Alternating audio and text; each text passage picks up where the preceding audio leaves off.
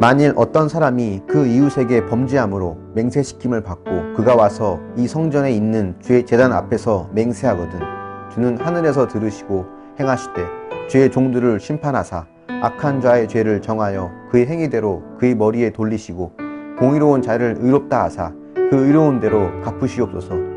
만일 주의 백성 이스라엘이 주께 범죄하여 적국 앞에 패하게 되므로 주의 이름을 인정하고 주께로 돌아와서 이 성전에서 주께 빌며 간구하거든 주는 하늘에서 들으시고 주의 백성 이스라엘의 죄를 사하시고 그들과 그들의 조상들에게 주신 땅으로 돌아오게 하옵소서. 만일 그들이 주께 범죄함으로 말미암아 하늘이 닫히고 비가 내리지 않는 주의 벌을 받을 때에 이곳을 향하여 빌며 주의 이름을 인정하고 그들의 죄에서 떠나거든 주께서는 하늘에서 들으사 주의 종들과 주의 백성 이스라엘의 죄를 사하시고 그 마땅히 행할 선한 길을 가르쳐 주시오며 주의 백성에게 기업으로 주신 주의 땅에 비를 내리시옵소서.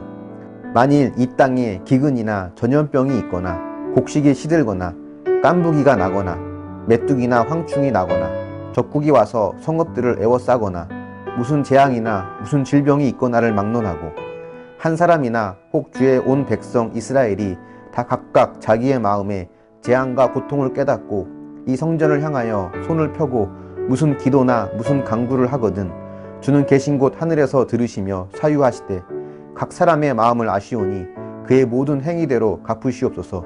주만 홀로 사람의 마음을 아심이니이다. 그리하시면 그들이 주께서 우리 조상들에게 주신 땅에서 사는 동안에 항상 주를 경외하며 주의 길로 걸어가리이다. 아멘. 역대하 6장은 성전 봉헌식을 하는 내용이라고 말씀을 드렸습니다. 오늘 본문의 12절을 보니까 솔로몬이 제단 앞에서 무릎을 꿇고 하늘을 향하여 손을 펴고 기도했다고 합니다. 솔로몬의 이 기도하는 장면은 이스라엘 왕정 체제의 특징을 잘 보여주는 그림이라고 할 수 있습니다. 당시의 왕은 사람들에게 신과 같은 존재로 여겨졌습니다. 그래서 이스라엘 백성들이 처음 왕을 요구했을 때 하나님은 그런 요구를 들으시고 그것은 하나님을 버린 것이라고 여기셨죠. 결국 하나님은 왕을 허락해 주셨지만 이상적인 왕의 모습으로 하나님의 통치 아래 있기를 기뻐하는 모습이어야 한다라고 말씀하셨습니다. 여기에 해당하는 대표적인 왕이 다윗이나 히스기야 같은 왕이죠. 역대하에서는 솔로몬도 가장 이상적인 왕으로 소개합니다. 하지만 우리가 알다시피 솔로몬은 머지않아서 이방 여인을 아내로 맞아들이고 이방 신들을 섬기는 죄를 짓게 되죠. 물론 역대하에서는 이런 내용이 소개되지 않습니다. 하지만 우리는 솔로몬이 어떤 왕인지 잘 알고 있습니다. 솔로몬은 역시 이상적인 왕이 될 수 없는 거죠. 다윗이나 히스기야는 괜찮았을까요? 그렇지 않습니다. 다윗도 히스기야도 완전한 이상적인 왕이 되지 못했습니다. 우리에게 진정한 왕으로, 가장 이상적인 왕으로 오신 분은 단 한 분입니다. 바로 예수님이죠. 그 예수님은 100% 하나님께 순종하였고 또 하나님의 통치 아래 있기를 가장 기뻐하셨던 왕이었습니다. 그 예수님이 우리의 진정한 왕이시고 또 그 예수님을 나의 왕으로 삼는 것 외에는 우리가 하나님 앞에 설 수 있는 방법이 없습니다. 우리는 둘 중에 하나를 선택해야 되는데요. 주님을 나의 왕으로 삼을 것인가? 아니면 나 자신을 왕으로 삼을 것인가? 인간은 어떻게 해서든지 자신이 왕이 되고자 하는 죄성을 갖고 있습니다. 왕이 되기 위해서는 그 어떤 것도 사용할 수 있는 것이 바로 인간이에요. 예배, 성전 등과 같이 거룩하다고 여겨지는 것들도 겉으로는 하나님을 위한다고 하지만 사실은 그것들을 내가 왕이 될 수 있는 도구로 삼는 것이 바로 우리의 모습이기도 합니다. 이스라엘이 그랬습니다. 이스라엘은 성전을 우상으로 삼았습니다. 성전을 높이면 높일수록 하나님을 그 성전 안에 가두는 꼴이 되는 것을 그들은 이해하지 못했죠.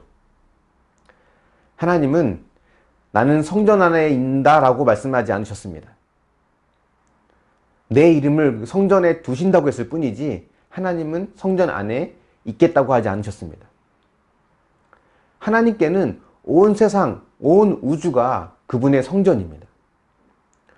오늘 본문에 나오는 솔로몬의 기도를 보십시오. 20절, 21절 보면 종이 이곳을 향하여 비는 기도를 들으시옵소서.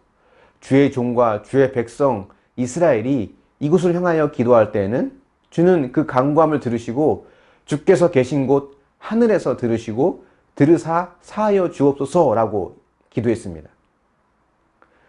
성전을 지었던 솔로몬도 성전에 주님이 계신다고 이야기하지 않아요. 주님이 계신 곳은 하늘이라고 합니다. 하늘에서 들으시고 응답해달라고 이렇게 고백을 하죠. 온 세상이, 온 우주가 주님의 성전이라고 하는 것을 우리는 기억해야 됩니다.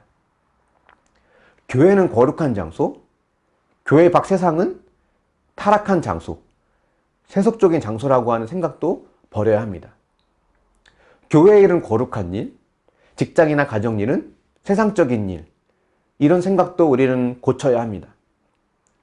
거룩한 것과 세속적인 것을 구분짓게 되면 우리는 바리새인 같은 종교인으로 전락하기 쉽습니다. 일상에서 순종하지 못한 것을 종교 행위로 퉁치려고 하는 모습만 보일 뿐입니다. 여러분이 계신 그곳이 성전이고 여러분이 바로 교회임을 기억하실 수 있길 바랍니다.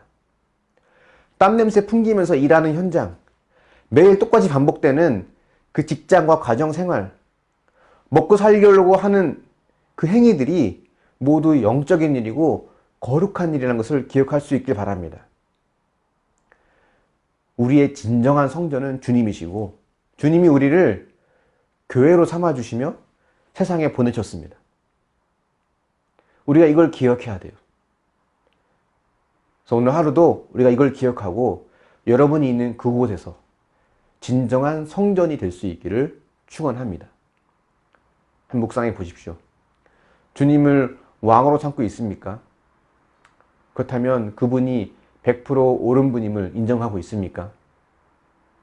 직장과 가정, 이웃이 나의 성전이고 나는 그곳으로 보냄받은 제사장이라고 하는 것을 인정할 수 있나요? 여러분이 있는 그 자리에서 하는 그 일이 하나님 앞에 거룩한 일임을 인정합니까? 오늘 이 말씀을 기억하면서 오늘 하루도 우리가 있는 곳에서 주님의 성전으로 지어져 갈 수 있기를 축원합니다. 기도하겠습니다. 사랑의 하나님, 우리가 하나님 앞에 날마다 믿음으로 살아가길 원하는데 그 믿음이 교회에서만 보여지는 믿음이 아니길 원합니다. 일상 속에서 사람들을 만나고 그들과 관계를 맺고 내가 있는 곳에서 매일 반복된 듯 보여지는 그 일을 행하는 그 모든 것이 하나님 앞에 예배이며 거룩한 일임을 우리가 깨달을 수 있도록 인도하여 주시옵소서. 거룩과 세속적인 것을 구분 지으면서 종교 행위에 몰두하는 또 다른 바리새인이 되지 않도록 인도하여 주시고 주어진 사명을 잘 감당하는 길이 하나님 앞에 드릴 수 있는 최고의 예배임을 기억할 수 있도록 함께하여 주시옵소서. 말씀을 통해 우리의 신앙이 점점 더 자라길 원합니다. 머리만 커가는, 지식만 쌓아가는 것이 아니라 말씀을 통해 삶이 변화될 수 있도록 인도하시고 함께하여 주시옵소서. 감사드리며 예수님의 이름으로 기도합니다. 아멘.